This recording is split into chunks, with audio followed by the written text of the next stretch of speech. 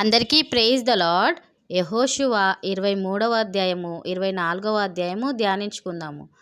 యెహోషువ వృద్ధాప్య దశలోనికి వచ్చినప్పుడు ఇశ్రాయేలు పెద్దలను మరియు సమాజం అంతటిని పోగు చేసి వారికి కొన్ని సూచనలను ఇచ్చాడు. ఆ వర్తమానంలో దేవుడు తానే మీ కొరకు యుద్ధం చేయువాడు అనే వాగ్దానమును కూడా ఇచ్చాడు.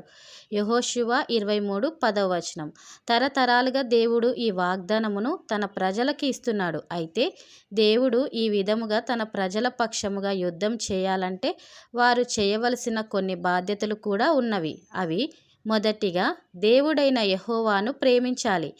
దేవుడు తానే మీ కొరకు యుద్ధం చేయువాడు అనే పదము తర్వాత గనుక అనే పదం వాడబడింది.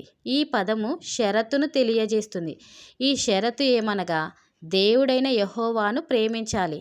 దేవునిని ప్రేమించుట అనే మాటకు నిర్వచనం దేవుని యొక్క ఆజ్ఞలను గైకొనుటయే. రెండవదిగా దేవునిని నిష్కపటముగాను సత్యముగాను సేవించాలి.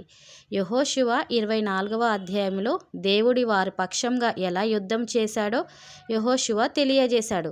వారు సేద్యము చేయని దేశమును, వారు కట్టని పట్టణములను దేవుడు వారికి ఇచ్చాడు. కాబట్టి వారి నుండి ఆయన కోరదగినది ఏమనగా ఆయనను సత్యముతో సేవించాలి. దానికి యెహోషువ ముందడుగు వేశాడు. నేను నా కుటుంబము యెహోవాను మాత్రమే సేవిస్తాము అని తీర్మానం చేశాడు. దేవుడు తన ప్రజల పక్షముగా యుద్ధం చేయటానికి ఆయన ఎల్లప్పుడూ సిద్ధముగా ఉన్నాడు. అయితే మనము ఆయనను ప్రేమించాలి మరియు భయభక్తులతో ఆయనను సేవించాలి. మనము కూడా ఇట్టి ఆశీర్వాదంలో ఉండునుగాక. వీడియో కనుక నచ్చినట్టయితే please subscribe friends. Thank you.